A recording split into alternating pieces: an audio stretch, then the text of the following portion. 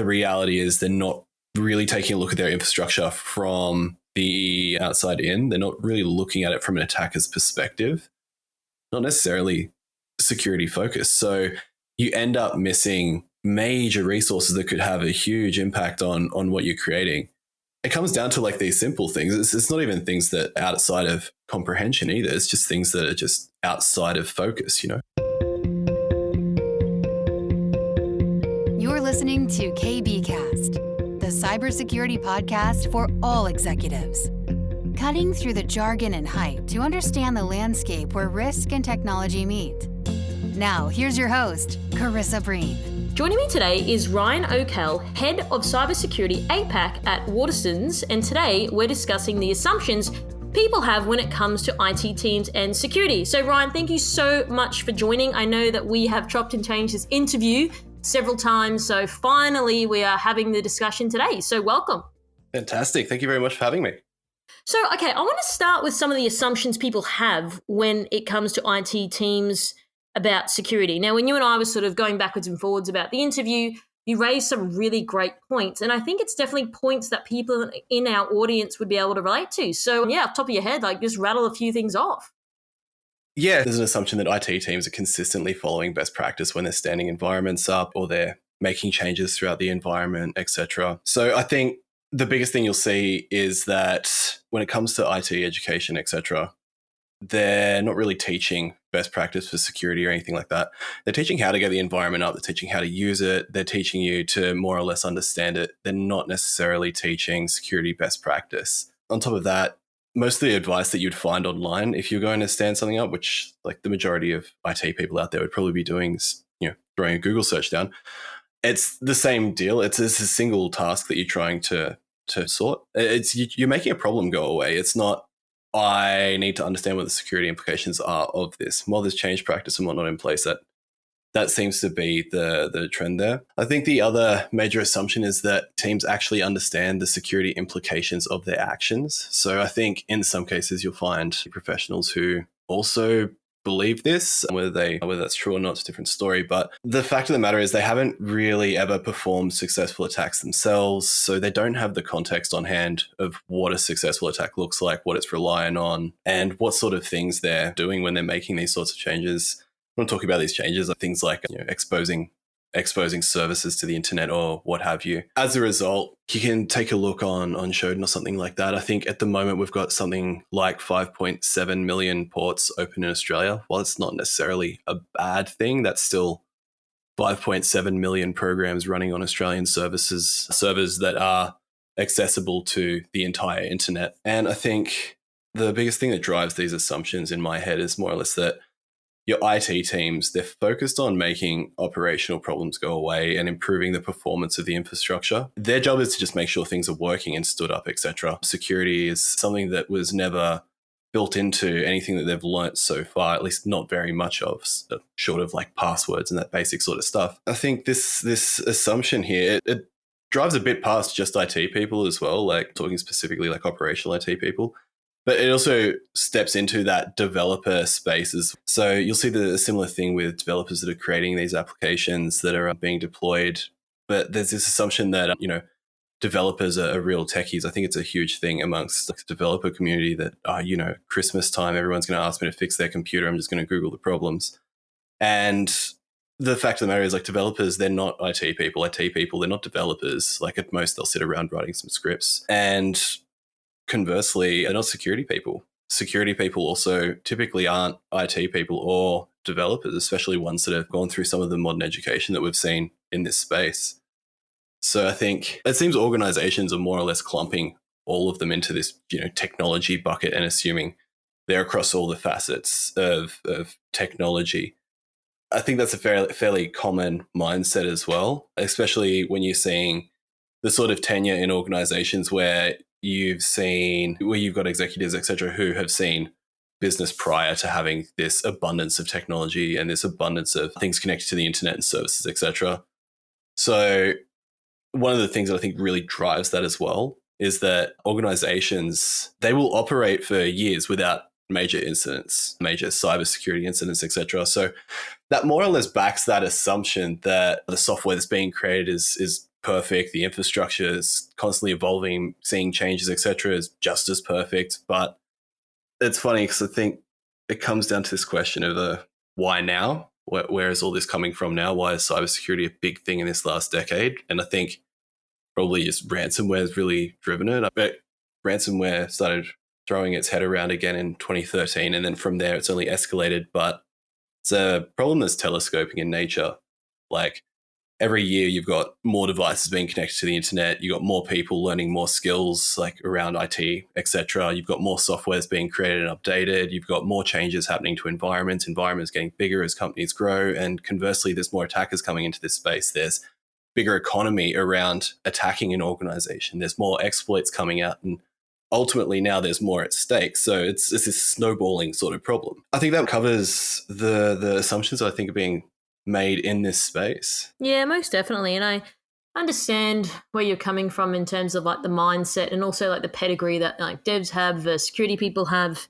If you look at like a traditional developer, for example, like functionality is their role. Their job is not to like, oh, okay, we've got to look at it from a security perspective. So I guess that's where the challenges are, because you've got two different people doing two different functions, looking at things completely different. So we need to sort of enable the bridge and the convergence between the both, which has been harder than we would have liked because, again, you're trying to merge two worlds into the one. But I guess it's having these discussions, bringing people on the show like yourself to speak about that, to speak about your insights that you can share with other people that perhaps that they can start to implement.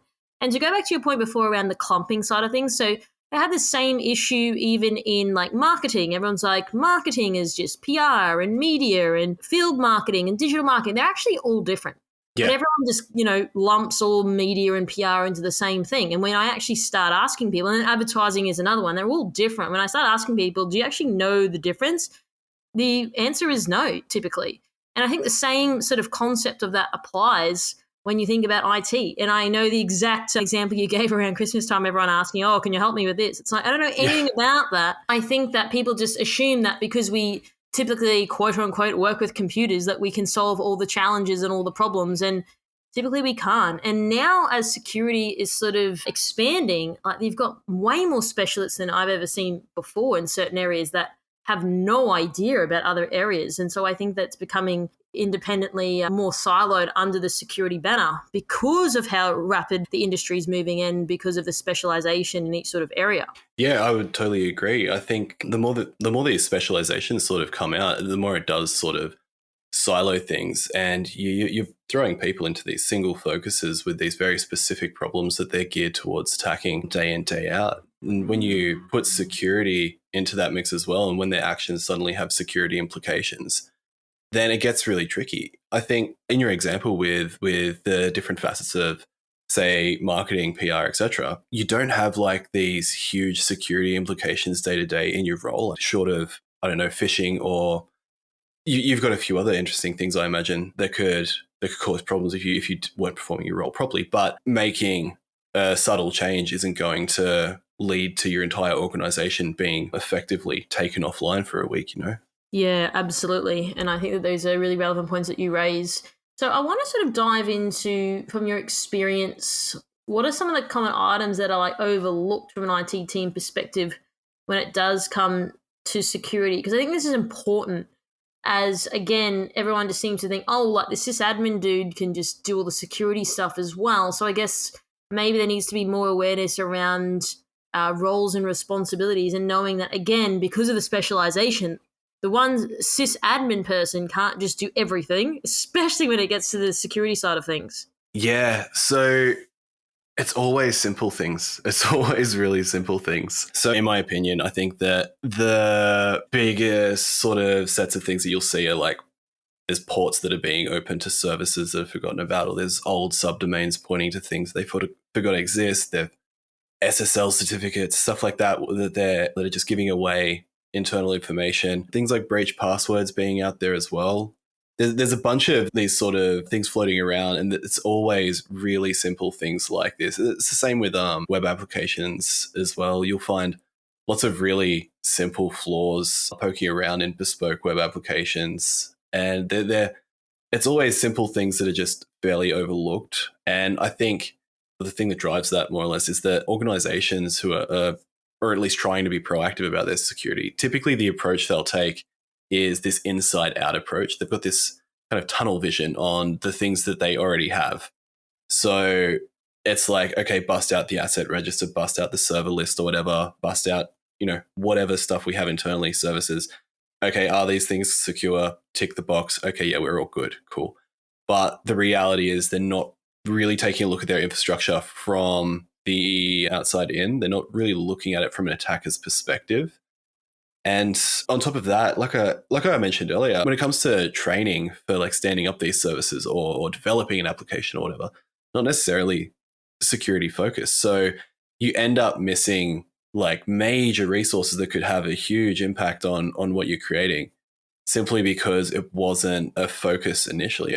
One of my favorite things to point to is, I think it's the Microsoft Server Best Practices for Security, something like that. I can't remember off the top of my head, but Microsoft put out this like massive list of policies you can push out internally across your environment. And it mitigates so many attacks. It's not funny. And any sysadmin who is following those best practices will have basically won half the battle, really, if someone's in their environment. But again, it comes down to like these simple things. It's not even things that are outside of comprehension either. It's just things that are just outside of focus, Yeah, I know. And I guess that this is probably what we've subtly touched on around the mindset that, again, security people think from a security perspective and developers think like a dev and functionality. So I sort of wonder then maybe, how do we sort of bring the two together? And look, I know this is not an easy answer, and I guess it's like talk to the other team, and I guess that seems obvious. But in reality, it's hard to do that, right? Like when I was working as a practitioner myself, and it's like, oh, I've got to go talk to the business, or I've got to talk to the dev and tell them that this is what's going on. Like it was a hard conversation.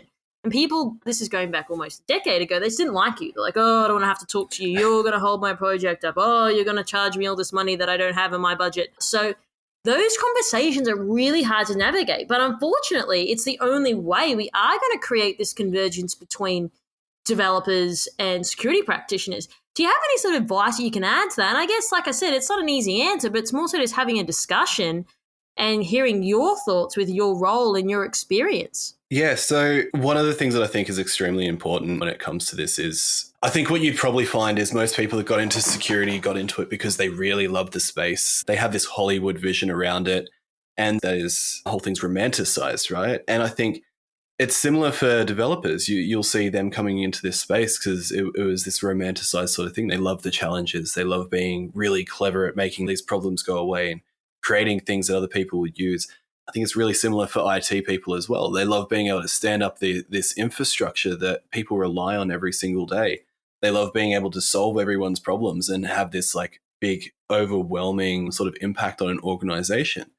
So I think the most important thing there is you've got all of this passion across all of these sort of places, and channeling that or trying to get those teams to see those other disciplines in the same way that the people in those disciplines see them. I think that'd be pretty important, because for me, if I want to get someone like a layman or something like that interested in security, I'm not going to sit there and start talking about the specifics of an exploit or something like that, or I'm not going to tell them about the 5 things they should do to protect themselves from the evil internet. Man, I'm going to start talking to them about really cool hacker stories and stuff like that. I'm going to bust out the lockpicks and be like, do you know how easy it is to bust open a padlock? That's the sort of stuff that gets people excited and makes me go, wow, this is really cool. And it makes it look approachable as well. And I think from that development perspective, it's a matter of going and talking to the IT team and being like, hey, I know you guys are doing some scripting stuff. Have you seen what an API is? Check out this cool stuff that I can do with this, yada, yada, yada. Get them just as excited. And likewise, from an IT team's point of view, because I think there is a lot of IT skill lacking in some of the modern security professionals as well. But I think from an IT team's point of view, it's about approaching the security teams and being like, check this out. Did you know that you can do all this crazy stuff with virtual machines, or you can do this really awesome networking stuff, yada, yada, yada. It's about, I think, trying to inspire that same passion that you've got in yourself, whether it's like an overwhelming sort of, I want to change my career or whatever. I think that's pretty irrelevant, but just sort of getting them to see it from your point of view, getting them to understand why you think this is cool. really. Ultimately, my goal, whenever it comes to getting someone excited about security, is just get them to see it as being as cool as I think it is, you know? Yeah, I totally understand what you're saying. So, do you think as security practitioners, maybe you mentioned before like the specifics of an exploit, right? Do you think this is where people in our world miss the mark? Because it's like, oh, you lost me, dude. Like, I have no idea what you're talking about. And do you think that comes back to an awareness about who are you talking to and the discourse in which you communicate to that person in, for example? Oh, absolutely. Absolutely. I think it's about trying to find facets of your discipline that are really approachable to the layman. So I think if you're talking about security, something that's really approachable is talking about, I don't know, stealing money from a bank, right? It's got that direct parallel with the old heist movies, stuff like that. But it totally is. It does come down to language, because I think one of the troubles is you'll find lots of people just glaze over and they'll have lost you, and 100%. that's it. Yeah.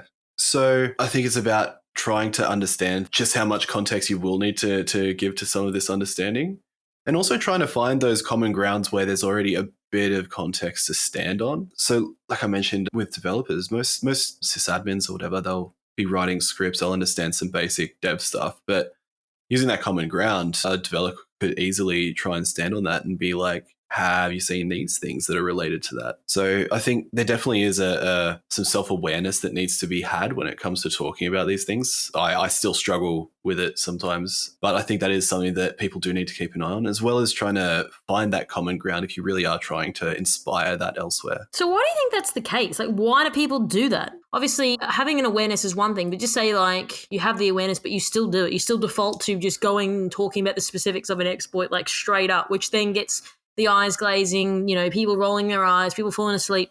Why are people doing this though? Yeah, I think that there's probably two reasons for this.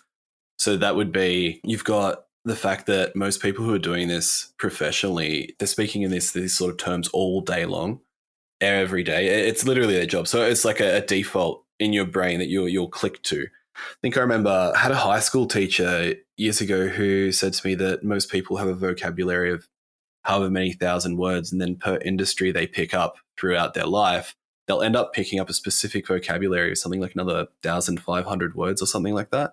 And when you default to reaching to those words and talking about these concepts, etc., I think it becomes really easy to overestimate someone's ability to understand you, especially when you're talking to like-minded people all day long. Okay, and what about the second sort of reason that you think that people default to doing this? So I think the second reason is it's probably a little bit more malicious intent or ego driven, and that is the double speak sort of aspect, being able to say things and know that someone, like being aware that someone doesn't understand you for the sake of feeling like they think that you're really clever or something like that, because these are complicated things.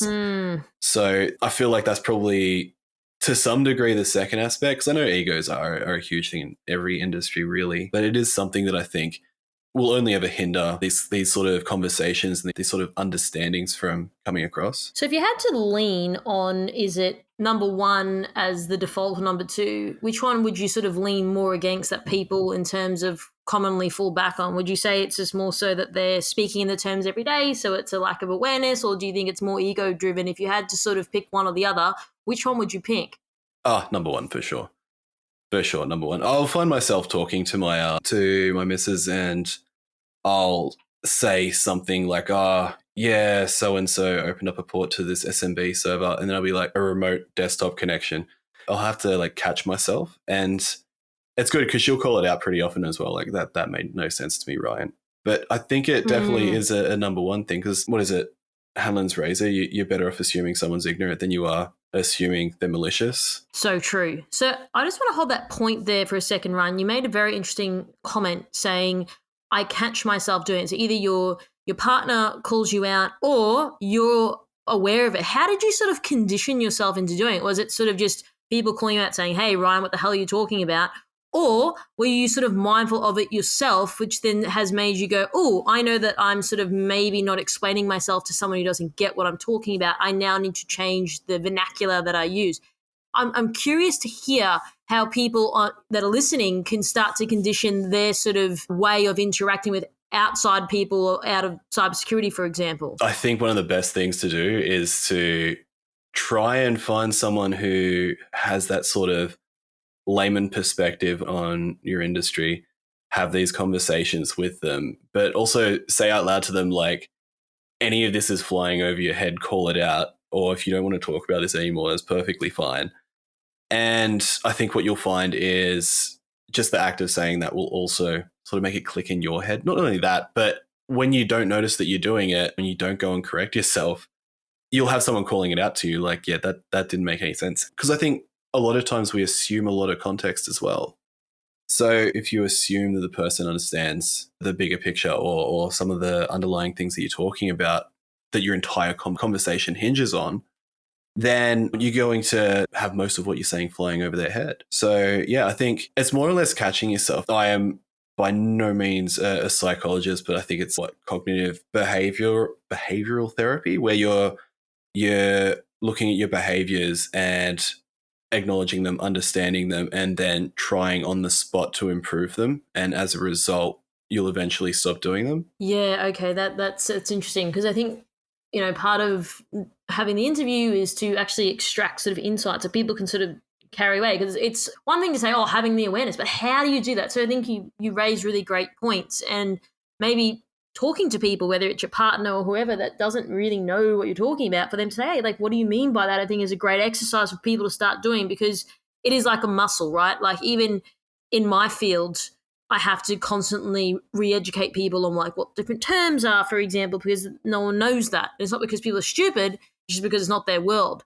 But you mentioned something before around calling it out. How do you sort of find, like, if you're like a cybersecurity champion, for example, you go to the business or you go to the devs and you say, okay, like, you're doing a brown bag session, and then it's like, call it out, put your hand if you don't understand what I'm saying. Do you think it's hard for people to like put their hand up? Because I always feel like an idiot if I'm like, oh, it's me. But usually nothing draws a crowd like a crowd. So if one person puts their hand up, another 10 people will as well. But it's always hard to be that first person, because you still just feel dumb. Like, I don't know what on earth this guy's going on about. Yeah.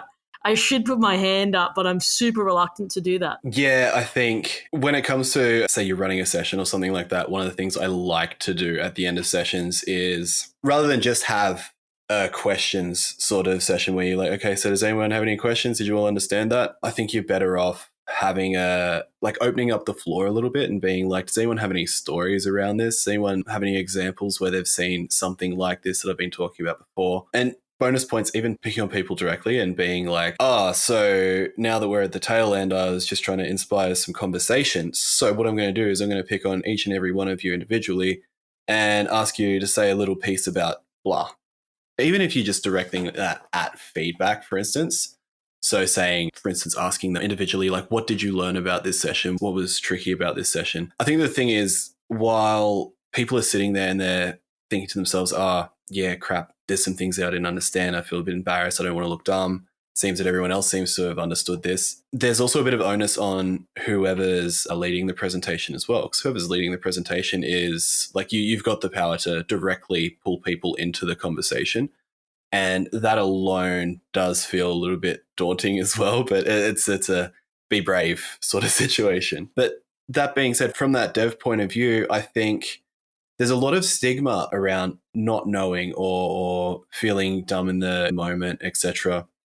And the problem is we really look down on, or at least we have this common perception that it's bad to not know, it's bad to not understand. But the reality of the situation is, by being that person who puts your hand up, the way you look to everyone else in the room is you look like the bravest person in the room, for one.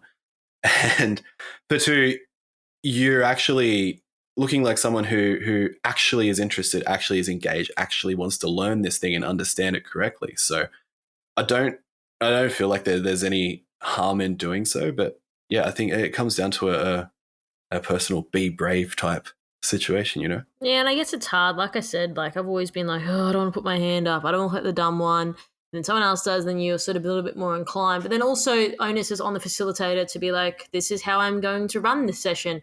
Or else it's like, all right, any questions? All right, no one puts their hands up, because you give people 5 seconds before you move on to the next thing. Like, it's just not enough time to really sort of educate people on that. But I understand what you're saying. Like, you know, even I feel dumb interviewing people. I had some really incredible people on this show, including yourself, Ryan, that sometimes like I have to really draw it out of people as well. And I've worked in the field myself before. So even I have to say, okay, so what do you mean when you say that term specifically?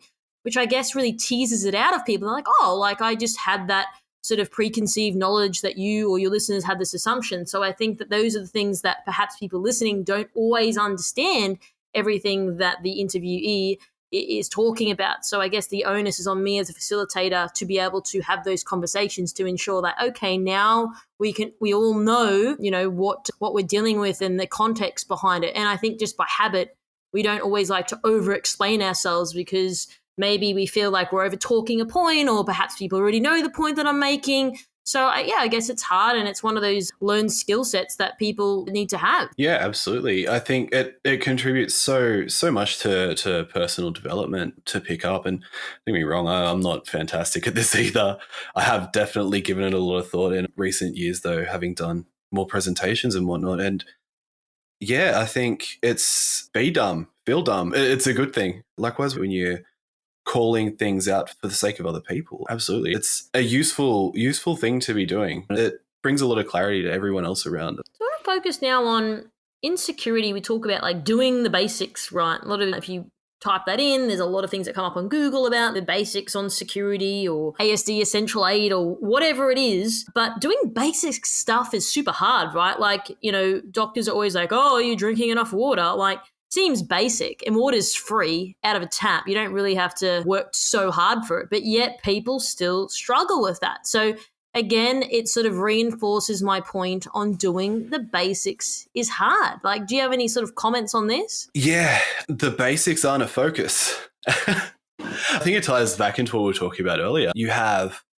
these teams with very specific focuses, and then you have these weird security overlaps that are just outside of that. And so you don't have like this huge focus on going back and doing the basics. That example I gave you earlier with the Microsoft Server security best practices, that's hard to implement. It's really easy. It's all there. It's ready to go. Bang, turn it on and you're off. But how many knock-on problems are you going to create? How much change control are you going to need for that? That's huge. And when you've got a project in flight to implement whatever, or you've got however many users with problems with these things that need to be resolved, like you've got your workload already. And to go and do that additional proactive stuff, you need to initially know that it's there, and you would need to know what kind of priority it holds.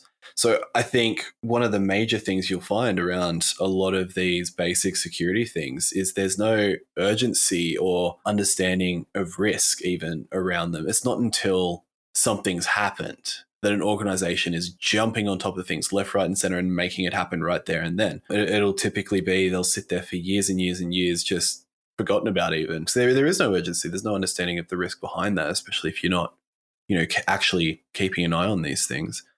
I think the other thing there is that ties in really closely with the exposure that these teams outside of security are getting to security. So again, like my example is pointing back to the training that they're doing. So I don't think MCSA had a huge amount on security. I don't think that like CCNA, for instance, so just some of the major certificates out there, I don't think they have a huge security exposure there. And as a result, like there's no exposure to that.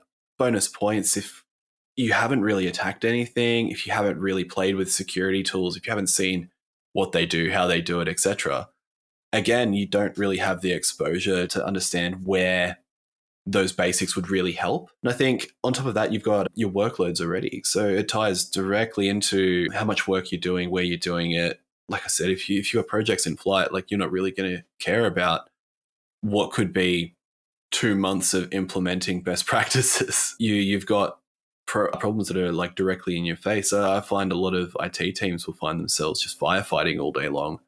And that is, internal user problems or trying to make a certain thing, or trying to stand a certain thing up for the organization on time to deliver a project. So yeah, there's a lack of priorities and urgency, which I think really just stems from that understanding of risk. So how do we get people excited about the basics? Because we can't miss the basics. And yes, they're basic, and yes, they're mundane and they're trivial in people's mindset.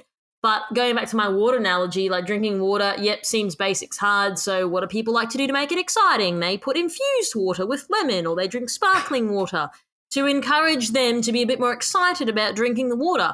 So how do we put the lemon in the water for basic security? That's a really good question. This is me personally, and this is simply because I got into this because I really do enjoy this a lot. But for me, I love remediating environments. I love doing the patching stuff, etc., simply because I enjoy attacking that sort of stuff just as much, right? I know that I'm closing these sort of holes, and that might sound mundane. That might sound borderline. That might sound borderline OCD. Obsessive. Yeah, there we go. But yeah, it's for me that was more or less the point of it. But I think also taking a look internally at where the organizations, where their priorities sit overall. Whenever I've delivered a project or I've built some infrastructure and delivered that to a client, like there's this immense feeling of just self-accomplishment. And I think if you're putting down these security projects and these remediations, etc., as that sort of project gearing, again,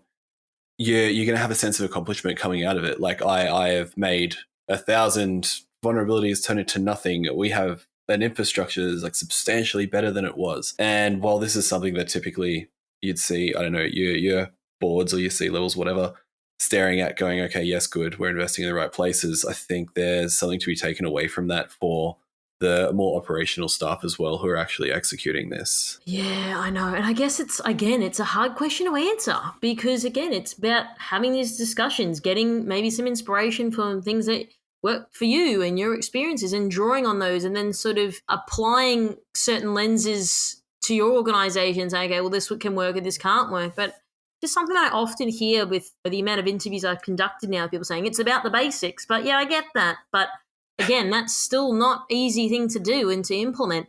So I'd like to maybe understand, from your perspective, Ryan, as a leader, like how would you sort of employ like more of a security mindset? Now, I know that we've sort of talked about this and we've peppered the conversation, but I want to maybe get some hard points to sort of leave our interview with today. So to employ a security mindset to IT teams and to conversely, how would you engender an IT mindset to security practitioners? And there was a lady I interviewed a while back and she said security people talk about learning security, but to the business, do security people understand how the business makes money? And still a lot of people don't really know that answer. So I think it's looking at it from both perspectives. So I'm really keen to hear your sort of thoughts around what advice that people can sort of take away from today's interview. Yeah, so I think for IT teams, like trying to get that security mindset there, hack the planet, man.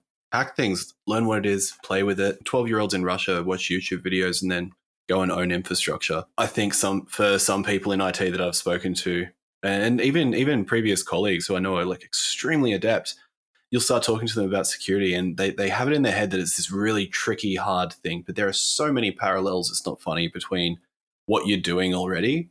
So you've already got this huge basis to stand on. And not to mention like some of the platforms that are out there, they're straight up labs where you're hands-on and you're doing it immediately.